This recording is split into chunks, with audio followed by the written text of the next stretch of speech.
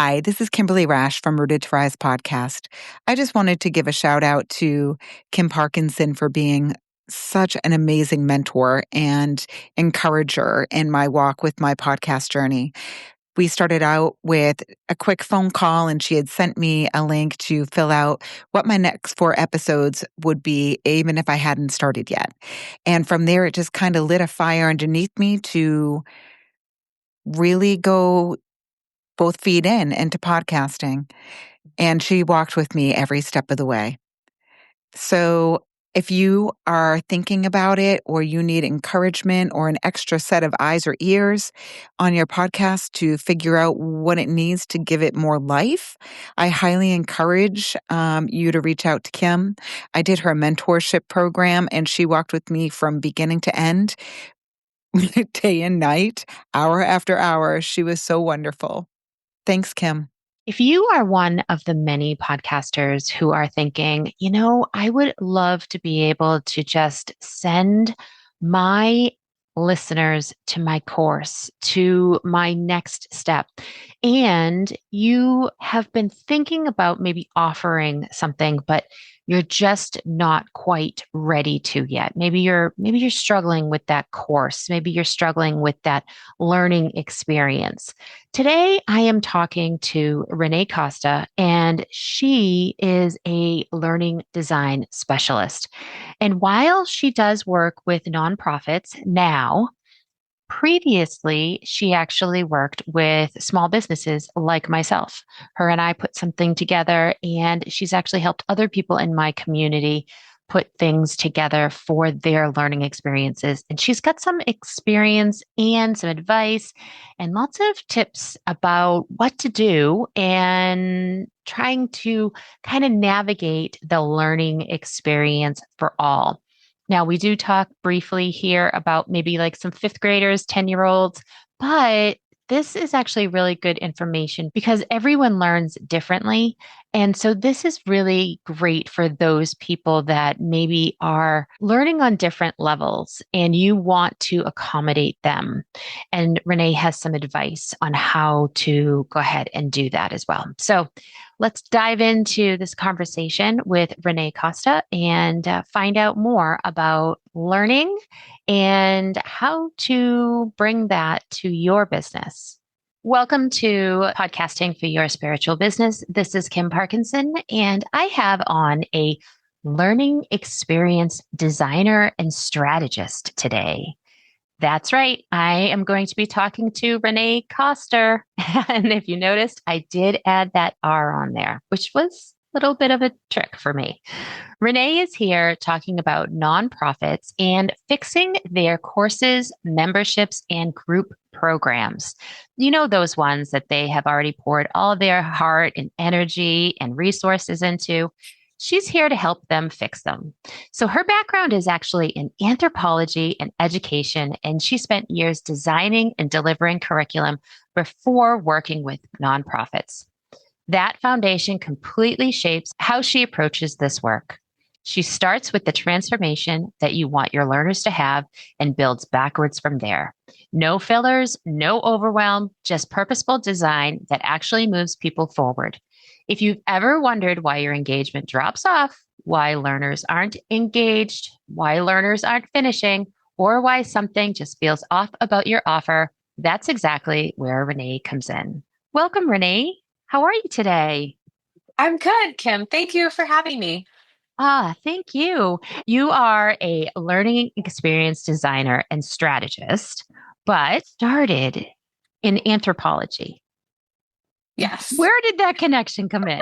Where did that connection come in? So it's been a road. It's been a journey. I originally studied anthropology and math as an undergrad. And what kind of position can I get in anthropology? Didn't really want to use the math degree. So I said, oh, I'll go to teaching. I started graduate school for teaching, but in the summers, I was working in an archaeology field crew. And I loved being out in the field and discovering things, or sometimes not discovering anything. You can go out days without ever finding anything, but it was still, I loved it. I loved the history. I loved learning about the people who lived there before. And so I actually switched graduate programs to an archaeology program. And while I was doing that, became an adjunct instructor and started teaching first year students in a first year program. And I was also their advisor. So I got to talk with them and meet with them and help them figure out all the, first year, second year things.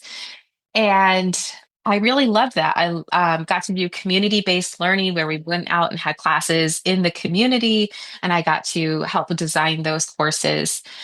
Later on, had my family, stepped back. I wanted to be home with them. Once my kids were older, wanted to go back to work, but still be there. So I want to work for myself, right? Yeah.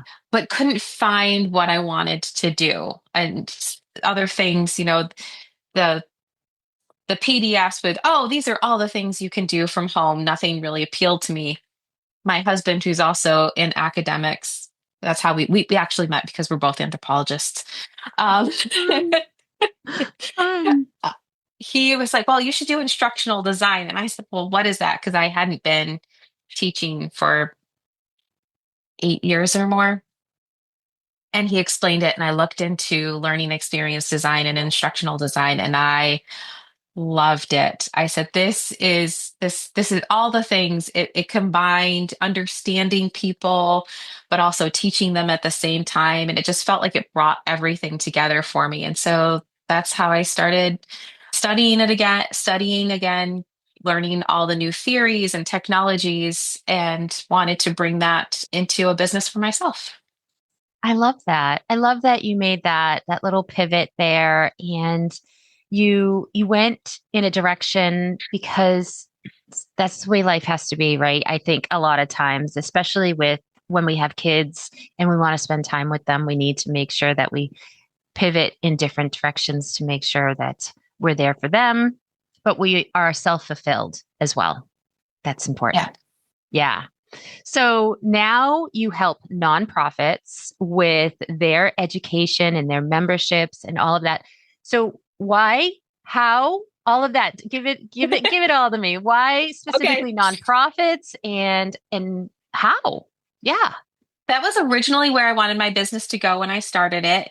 It seemed like a hard area to get into. So I diverted for a little bit, worked with entrepreneurs, but then an opportunity just kind of fell in my lap. I got an email through the chamber, and it was a not local museum historical society saying we were looking for people from the chamber to help us out. And I was like, historical society? They've got educational programs. This is what I do, right? I could understand a lot of times when you're a learning designer, you are not an expert in what your client asks you to do. Oh, yeah. Yeah. But I was like, I get an opportunity to work with a nonprofit, a museum where I understand that material because of my anthropology and archaeology background. So I immediately wrote out to her, and we started in conversation. And it just reminded me that that's what I got into business to do, to work with places in the community. And at the same time, I had also just done a career day at my son's elementary school, and the kids were so engaged. Like they really wanted to know what it was that I did. And I had so much fun working with that with them. And I was like, if I work with nonprofits, I'm going to have more opportunities to do things like that, to work with people in person and to work in the schools. And, I had also done elementary education for a while, and that was, I loved teaching the kids and seeing their eyes light up. So, going back to nonprofits was a way for me to be able to do that again. I love that. So your big hairy goal here is this going to be like working with the schools and kids or and what is it? What is your biggest goal? Smithsonian? Oh, Smithsonian. wow. That would Yeah, I'll call that them would be today. fantastic. Yeah. I've known people in my life with learning disabilities, neurodivergent, physical disabilities, and the barriers, maybe not barriers, but just seeing the Struggles. struggle. Yeah. Like making sure that information is accessible. And I Oh, also, oh, accessibility. uh, yeah, accessibility. And just, I feel like working with nonprofits is a way of bringing education, information accessible to people, whether it's a physical disability or learning disability, neurodivergence, or, socioeconomic. I grew up in a very rural area. We didn't have physical access to, I live outside of Philly now.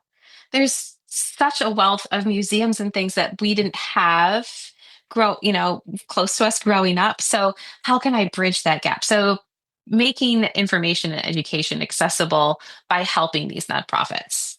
Yeah, as you were talking, I was thinking that in 2020, I had been told about the Boston Public Library offering courses, and it was only through like a grapevine that I heard it. And they were all free to people. And Yeah. I heard that in 2020, and I think this is the second time I've thought of it since then, and we're in 2026. So I think it's a matter of not only getting those courses to be on par with up-to-date information today, but also out there to the general public so they know that they're there. Because I've actually listened to podcasts before. Somebody more recently, I can't remember the name of the podcast, but she was talking to a guest about starting an art entrepreneurship in a different state, not in Massachusetts, not in Pennsylvania, like where you are, but a different state. And that particular state had specific, like, you could go online to their courses and you could learn about all of that.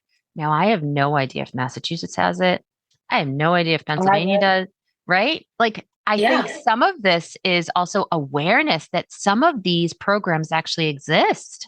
I feel like they need people like you because they're not getting the structure and the awareness. If they had maybe more, if they were able to get the structure and people were happy with it, right? Then more people would talk about it, right? Yeah. You have a framework, right? So it is Yes. rooted to canopy. So the entire tree, right? Yes. And since this is an audio only podcast, you can't see, but behind Renee is one, two, three trees. So four, because there's a city street there. So she's definitely got the tree vibe going. Could you tell me a little bit more about Rooted to Canopy? Sure. So it came about because I wanted a way to visually share what this framework is to make it more accessible. The I love it. visuals help. I was like, it's kind of like it's like a tree because I start with the roots of what makes an educational experience or learning experience. You have to have the roots to feed the rest of it, right? And the roots are, who are you creating this for? Who are your learners, your audience? What is it that they need? What is it that they want? What do they think they want? But also, what are your goals? Why are you putting this learning experience together?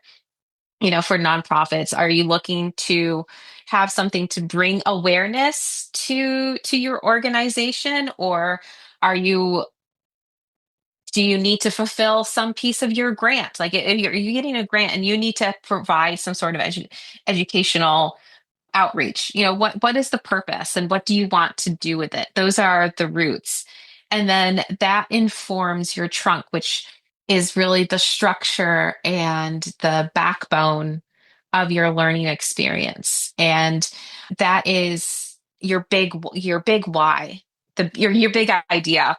What is it? What is your outcome? If to use teaching terms, what's your learning objective? That's your trunk. And then you break that down into steps. What are the basic steps that my learner is going to need to get through to achieve that outcome? And then finally you get to the canopy, and that's what most people think of as the fun stuff, right? The content, the engagement, the interactions. And it's only at the end that you bring the content in, because when you understand the roots and the trunk of the problem, or the learning experience, sorry, when you know what that is, it helps you pull in the pieces of content. Like if you're a museum, content and material is not your problem, right? That's you have more than you know what to do with. So rather than looking at your catalog of materials and saying, how do I put this into a learning experience for a group of fifth graders? You build that experience and then you pull in the pieces of content or the artifacts that will help support those goals. And you build the engagement that will support those goals. And that gives you your whole tree. As you're talking, I am envisioning a fifth grader or a young child walking through the museum and seeing the different displays and learning about it as they're going along, and not just it's not just words on the placard in front of them, because let's face it, if they're fifth grade or under, they're probably not going to read them anyway, but maybe more interactive or more something that would be more to their age specifically, which is exactly what you're saying, right? Yeah. I love that's great. That's great. Yeah. So both of my boys were Boy Scouts, Cub Scouts, and I feel like I've been to a museum or two where they just keep running because there's a lot of information. There's a lot of history there. There's a lot of knowledge there. There's a lot of everything. But if you don't keep those kids engaged, if you don't keep them interested, they're going to just keep walking by. So that's where you come in. So for a learning experience, when you're thinking about that, for obviously age is going to be a huge factor, right?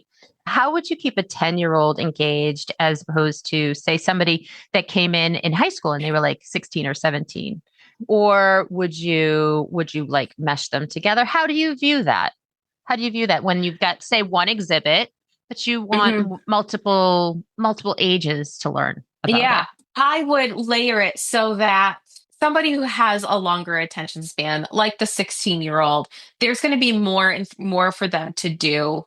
But even the fifth grader who's going to be bouncing from exhibit to exhibit, they're still going to get something, right? So I would put like, what is the core thing that you want children to walk away from at this particular exhibit in the museum? That's at the forefront. And you can layer in the engagement and the interaction. So somebody who's going to stay there longer, they'll get the details, but at least that other kid is going to get something. Something is going to catch their eye long enough to retain the information. And that is the hardest part. It's not stopping and reading, but are they able to retain the information that they read from that placard afterwards?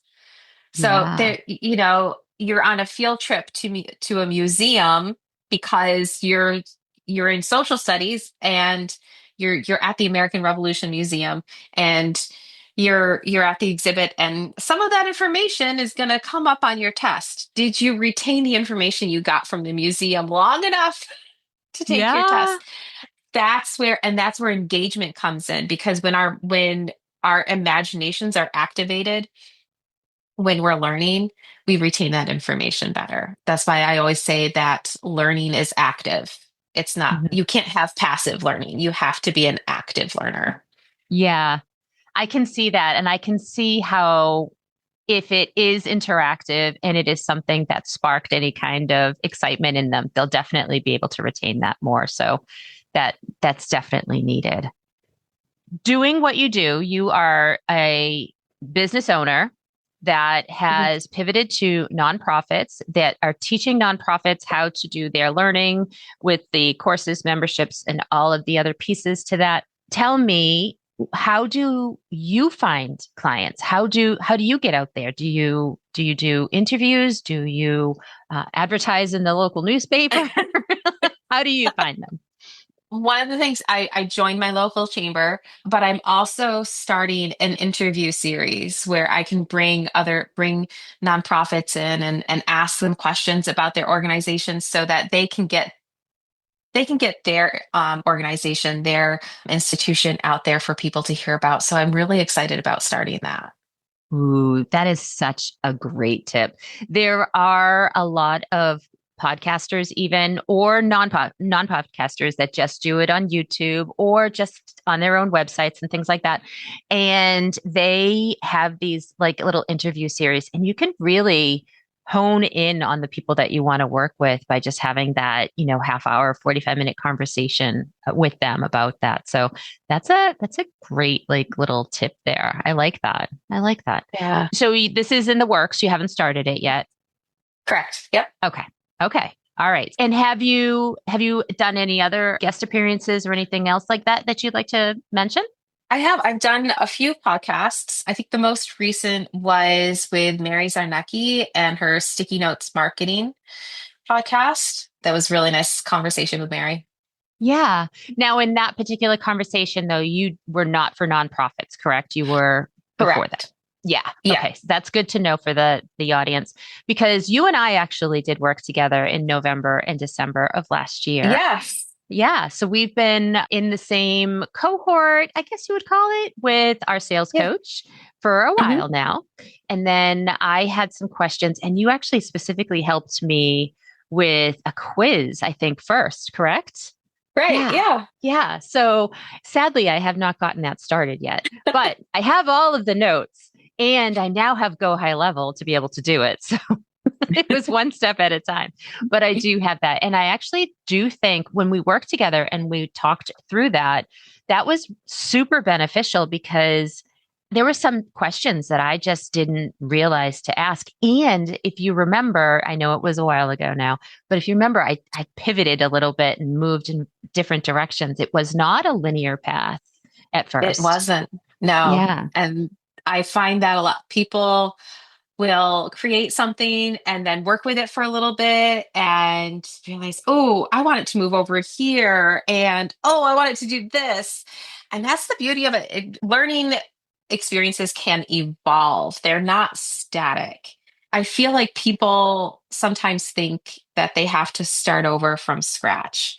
But that's not what we did with your quiz. We just moved different things around and it was really exciting. The processes that I used with you are the same ones I'm using now. So Yeah. The rooted to Canopy, correct? Yeah. yes, Now, yeah. in your opinion, what is the easiest way for people to learn? Video, audio, written? Or does it have to be a Oh, combo? I always suggest having a combo when you're putting out a learning experience because it could be a learning preference, whereas someone prefers to take in information a certain way, or it could be an accessibility need where they need to have the written so they can read it, or they need to have the audio because they can't see it. So, whenever possible, providing a mix of mediums for your learners. And I always say if you're using visuals, to not overcomplicate them, Yeah, that's a good just one. Yeah. keep them relevant. So when you are talking about that, you're not just talking about dropping the transcript in, right? You're talking about actually creating a lesson for it rather than a written lesson, Yeah. not just like, Yeah. yeah. I Yeah. feel like that would be real boring to read somebody say, and then look at this over here, and there's nothing there to look at. So yeah. Right.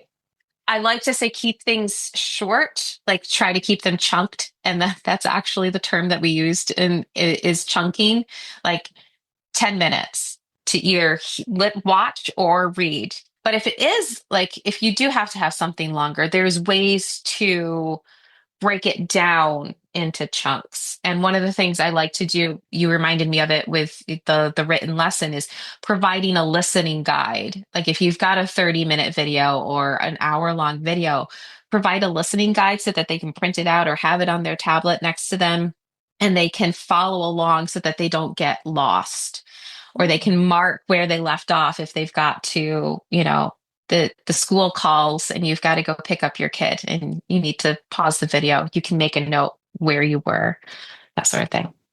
So in podcasting, we call those chapter markers. I think that would be the same thing, right? Yeah. Yes. Yeah. Same idea. Yeah. Okay. Yeah. For anybody listening, Apple will automatically create chapter markers for your podcast now. So If you wanted to create a listening guide or chapter marker lesson from your podcast episodes, you could definitely give them exactly the episode name, number, and then it will even do like the timestamp of where that is in Apple Podcasts. So you can actually pull that right out. So that's a cool feature. That's a cool feature. That's fantastic. You have to go find it. Yeah. Yeah. And great for accessibility because Apple's doing this automatically. It's not anything that we do as producers. We upload the audio. Yes, I can add transcripts to it, but Apple will actually maybe even overwrite that transcript and will showcase the transcript with the timestamps right on there with chapter marker names that they've come up with, which is all done by AI, of course. Yeah. Once you push it out there into the world, AI takes over and you're done. So yeah. How can somebody find you if they have a nonprofit and they need your help? They want more information. There's always my website, reneecoster.com. I'm also on LinkedIn is probably the next best place to find me. And Renee, we're just going to, for the audience, that members that are maybe walking their dog, we're going to just say it's ReneeKoster.